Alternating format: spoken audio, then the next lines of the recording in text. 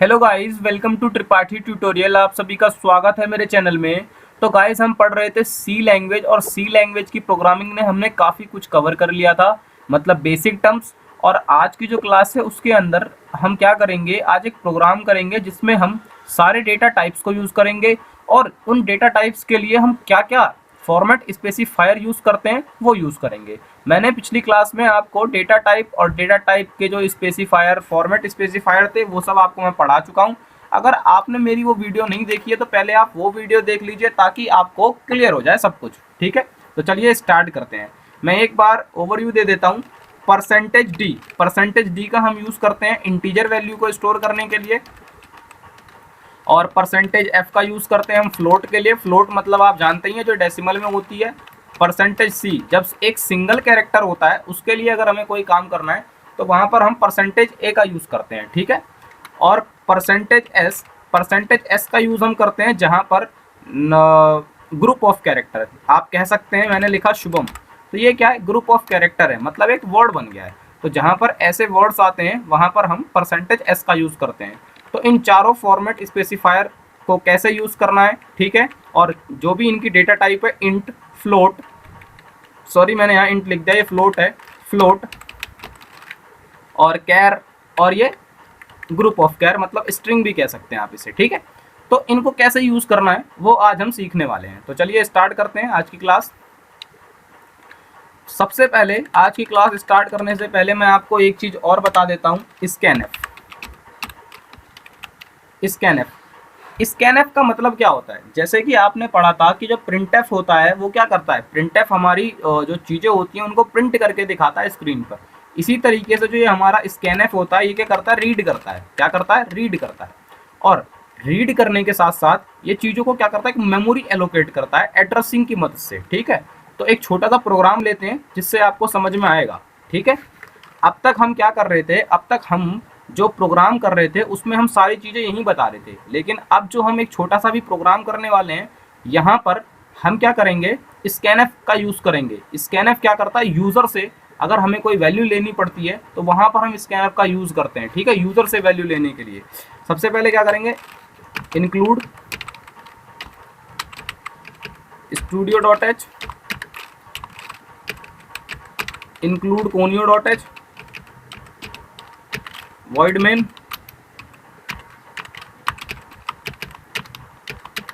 और एक इंट, मैं एक इंट नाम का डेटा लेता हूं और मैं उसी को प्रिंट कराऊंगा।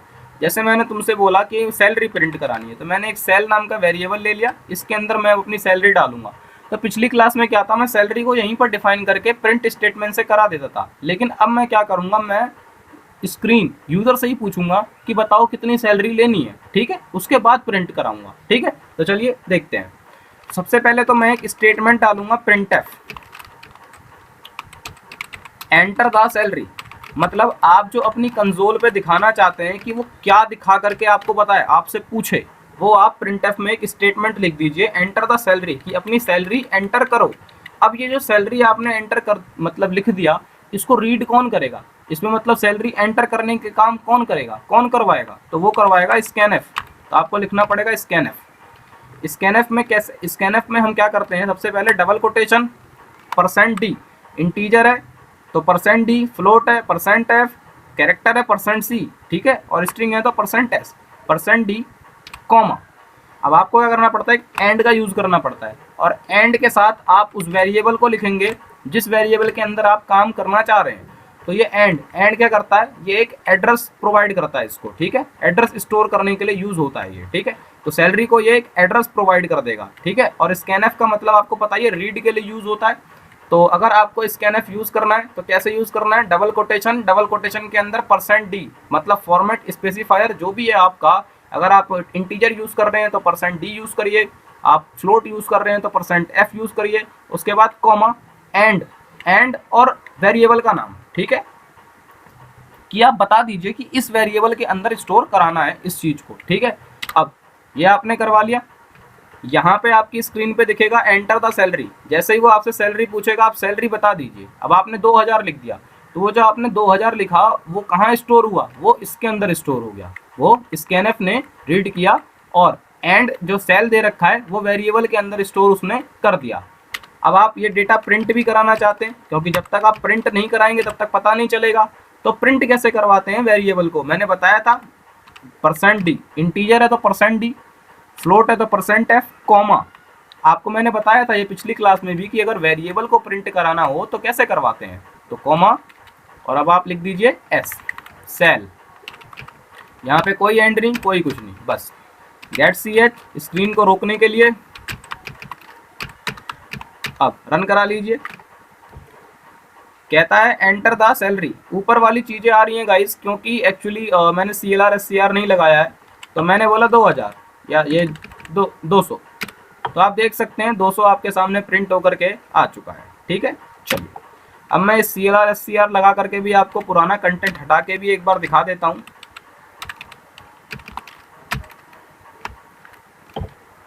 एंटर द सैलरी, मैंने सैलरी दे दी 200। तो देखिए 200 प्रिंट होके आपके सामने आ चुका है। अब आप ये चाहते हैं कि सैलरी प्रिंट होकर के आए, लेकिन सैलरी के साथ साथ कुछ लिख करके भी आए कि सैलरी इज इक्वल टू ये सब। ठीक है, तो अब आप जानते हैं कि ये जो आपकी सैलरी है ये सैलरी इंटीजर टाइप की है और ये डेटा %d में स्टोर है। ठीक है, %d इसको डिफाइन कर रहा है। तो आप क्या लिखेंगे, मैंने बताया था जब कभी भी आप कोई मैसेज या स्ट्रिंग की कोई चीज़ लिखते हैं तो उसे आप डबल कोटेशन में ही तो लिखते हैं। आपने एंटर द सैलरी लिखा है तो ये भी आपने डबल कोटेशन में ही लिखा है। ठीक है, तो आपको वो भी कहाँ लिखना पड़ेगा, डबल कोटेशन में। तो यहाँ लिख दीजिए एंटर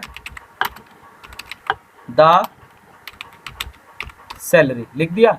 अब बराबर भी लगाना चाहते हैं तो बराबर भी लिख दीजिए। ठीक है, मतलब जो भी करना चाहते हैं आप डबल कोटेशन के अंदर ही करेंगे और %d भी डबल कोटेशन के अंदर ही आएगा। अब देखिए एंटर द सैलरी, तो आप देख सकते हैं enter the salary is equal to 200, क्योंकि मैंने यहाँ पे एंटर द सैलरी ही लिख दिया है। अगर मैं यहाँ ये लिखता हूँ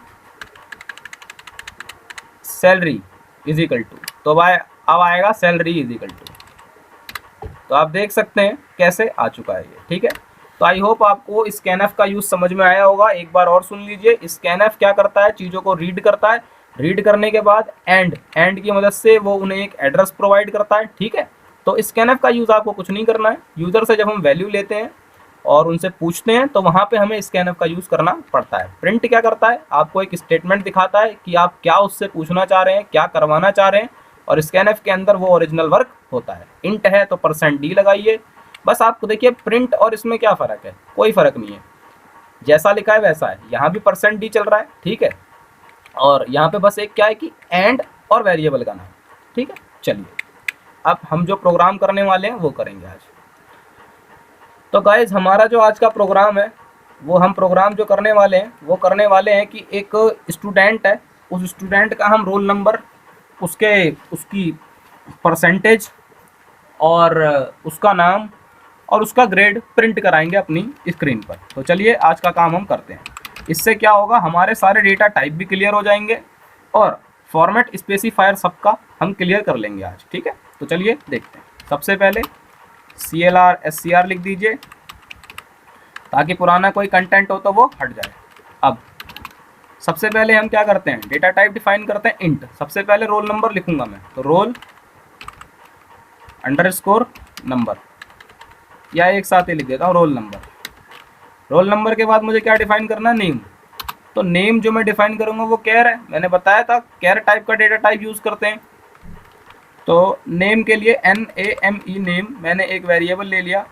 और एक बात हमेशा ध्यान रखिएगा, जब आप कोई भी स्ट्रिंग यूज़ करने जा रहे हैं, नेम हो गया, ठीक है, तो आपको वो चीज़ यहीं पे डिफाइन करनी पड़ेगी कि उसका साइज आप मिनिमम कितना रखेंगे। तो आपने नेम एक वेरिएबल ले लिया और ये स्क्वायर ब्रैकेट है, इसके अंदर आप साइज बता दीजिए कितने साइज तक का आप जो वहाँ पे वर्ड कैरेक्टर यूज़ करेंगे, वर्ड का वो कितना यूज़ करेंगे। तो मैंने बोल दिया 20 नंबर तक मैं कैरेक्टर यूज़ कर सकता हूँ, SHUBHAMTIWARI, मतलब ऐसे मैं 20 यूज़ कर सकता हूँ, इससे ज़्यादा नहीं। ठीक है, तो 20 बहुत होता है नाम के लिए। कॉमा, ग्रेड के लिए आप GRADE पूरा लिखिए। ठीक है, फिर % मुझे चाहिए तो % पॉइंट में भी आ जाती है, तो मैं फ्लोट ले लेता हूँ और % का पर एक वेरिएबल मैंने स्टोर करा लिया। अब चलिए काम करते हैं। मैंने बोला printf सबसे पहले एंटर द क्या, रोल नंबर। अब रोल नंबर आपने ये दिखाया कि भैया रोल नंबर पे काम करना है, लेकिन उसको अंजाम कौन देगा? स्कैनएफ। तो स्कैनएफ रोल नंबर क्या है? इंटीजर, तो %d कॉमा एंड, क्योंकि एड्रेस प्रोवाइड करवाना पड़ता है। वेरिएबल, रोल नंबर का जो वेरिएबल आपने लिया है उसका नाम क्या है? उसका नाम है रोल नंबर। तो यहाँ पे क्या लिखेंगे एंड के बाद? Roll number, roll number. चलिए अब आप देख सकते हैं, सॉरी मैंने यहाँ पे कोटेशन लगा दिया था। अब ये किसके लिए काम किया? रोल नंबर के लिए। अब करना है मुझे नेम के लिए, तो मैं लिखूंगा print F enter the name, enter the name. अब नेम ये तो सिर्फ दिखाएगा, अंजाम कौन देगा? स्कैनएफ। तो स्कैनएफ %c। देखो नेम है, नेम क्या है? ग्रुप ऑफ कैरेक्टर, ठीक है, मतलब एक वर्ड बनेगा। तो वर्ड क्या हो गया? स्ट्रिंग। तो मैंने बताया था उसके लिए हम क्या यूज करते हैं? एस।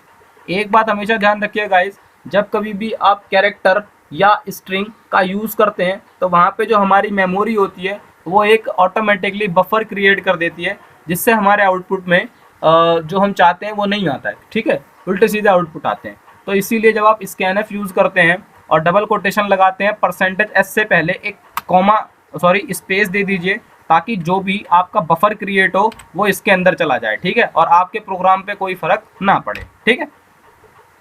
चलिए ये क्या करता है? बफर को, जो करंट बफर है उसको ये क्लीन कर देता है। अगर आप स्पेस लगा देते हैं तो ये क्या करेगा? क्लीन कर देगा उस चीज़ को, मतलब स्पेस की जगह चले गए वो, हमें उससे कोई फर्क नहीं पड़ा। तो ध्यान रखिए गाइज, अगर आप कभी भी इंटीजर यूज़ कर रहे हैं, फ्लोट यूज़ कर रहे हैं, उसके बाद आप कोई कैरेक्टर यूज़ कर रहे हैं, तो आप जब स्कैनएफ में जाएंगे तो परसेंटेज जो भी आप लिख रहे हैं, %s या %c, तो उससे पहले एक स्पेस लगा दीजिए, तो करंट बफर क्लियर हो जाएगा। ये सिर्फ आपको किसके साथ करना है? आपको ये सिर्फ करना है किसके साथ? स्ट्रिंग के साथ और कैरेक्टर के साथ, ठीक है, कैर, जो कैर वाली चीज़ें होती हैं, ठीक है। और वहाँ पे करना है जहाँ पर आप इंटीजर, फ्लोट, लोड सब यूज़ करते हैं, ठीक है। सिंगल यूज़ कर रहे हैं तो कोई दिक्कत नहीं है, ठीक है। वैसे मेरी मानिए, आप एक हैबिट बना लीजिए कि जब कभी भी मैं ये चीज़ लिखूंगा स्ट्रिंग या कैरेक्टर, तो मेरे को स्कैनएफ के बाद जो मैं % लगाता हूँ उससे पहले मुझे एक स्पेस देना है, ठीक है। अब कॉमा एड्रेस देंगे, इसको हम डीपली पढ़ेंगे आगे कि ये क्यों देते हैं, क्या होता है ये, ठीक है। अभी आप सिर्फ ये समझ लीजिए। एंड अब नेम क्या है? नेम वेरिएबल है, और इसमें हमें जो मेमोरी देनी है वो हमने पहले ही बता दी कि 20 देना चाहता हूँ। तो स्ट्रिंग में जब कभी भी आप पहले ही उसे डिफाइन कर देते हैं कि मैं यहाँ पे इसे इतनी चीज़ दूंगा, तो वहाँ पे आपको एंड लगाने की ज़रूरत नहीं है। आप वहाँ पे डायरेक्ट क्या लिखिए? वेरिएबल का नाम, ठीक है। ये किसके साथ है? स्ट्रिंग के साथ है ये चीज़ें, ठीक है, थोड़ा याद रखिएगा ये सब चीज़ें। अब प्रिंटएफ एंटर द ग्रेड, कि ग्रेड बताओ कितने आए हैं। तो स्कैनएफ ग्रेड क्या है? %c कैरेक्टर है, ठीक है, तो एक स्पेस लगा दीजिए, ठीक है, पहले कॉमा। कैरेक्टर में तो मैंने पहले डिफाइन नहीं किया उसे कि मैं कितना मेमोरी दे रहा हूँ या क्या दे रहा हूँ, तो इसीलिए मुझे एंड लगाना पड़ेगा मेमोरी उसे देने के लिए। तो एंड ग्रेड। अब यहाँ तक आपको समझ में आ चुका होगा। अब % के लिए वर्क करते हैं। प्रिंटएफ एंटर द %,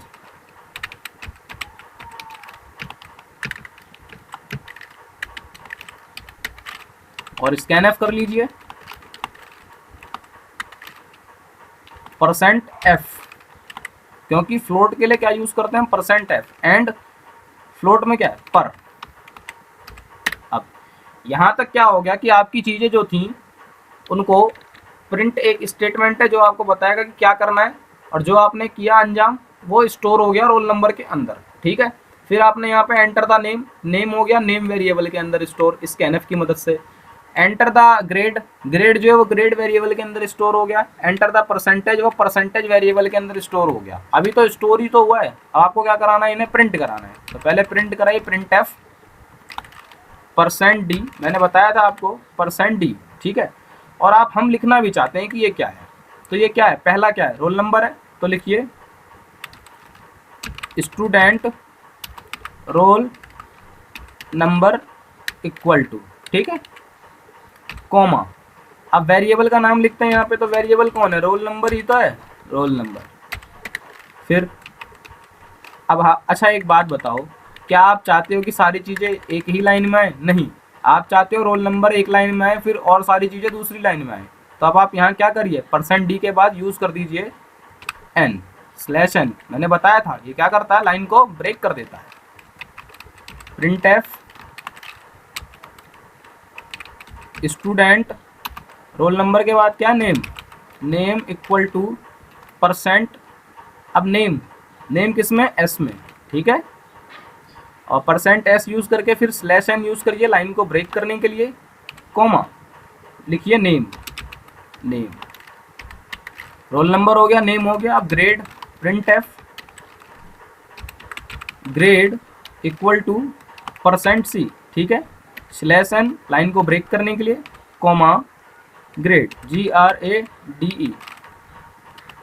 आप वेरिएबल कुछ भी डिफाइन कर सकते हैं, ABCD, जरूरी नहीं है कि आप ऐसे करेंगे। मैं इसलिए ये कर रहा हूँ ताकि समझ में आए आपको कि चीज़ें चल क्या रही हैं। तो printf % is equal to %f /n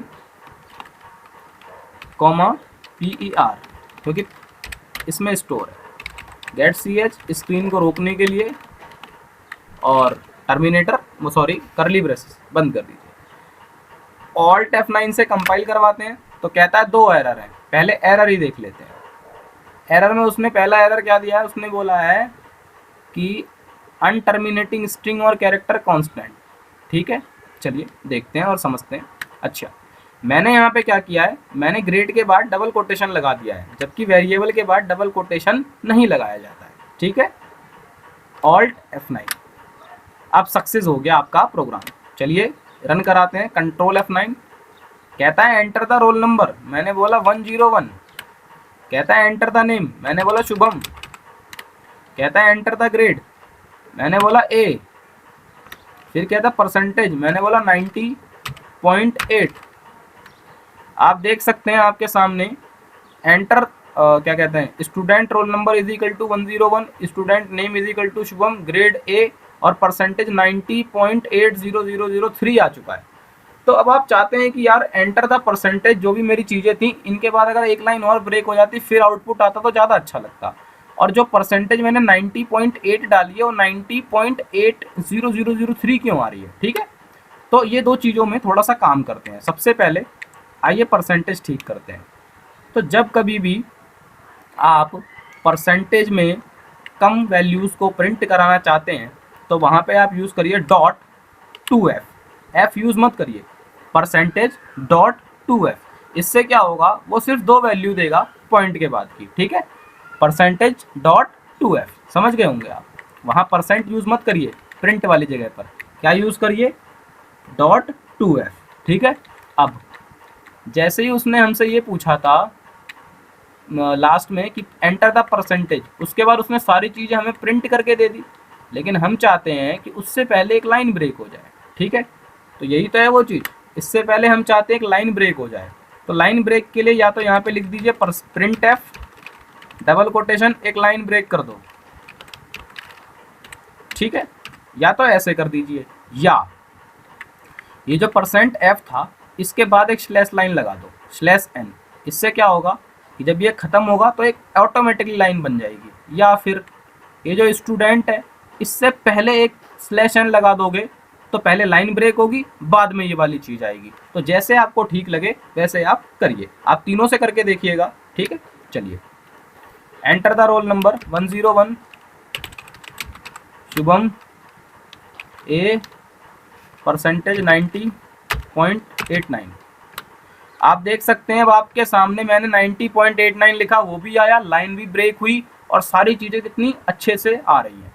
तो आई होप गाइस आपको ये सेशन समझ में आया होगा। अगर आपको मेरी वीडियो अच्छी लगी हो तो प्लीज़ मेरे चैनल को लाइक करिए, सब्सक्राइब करिए और शेयर करना ना भूलिए।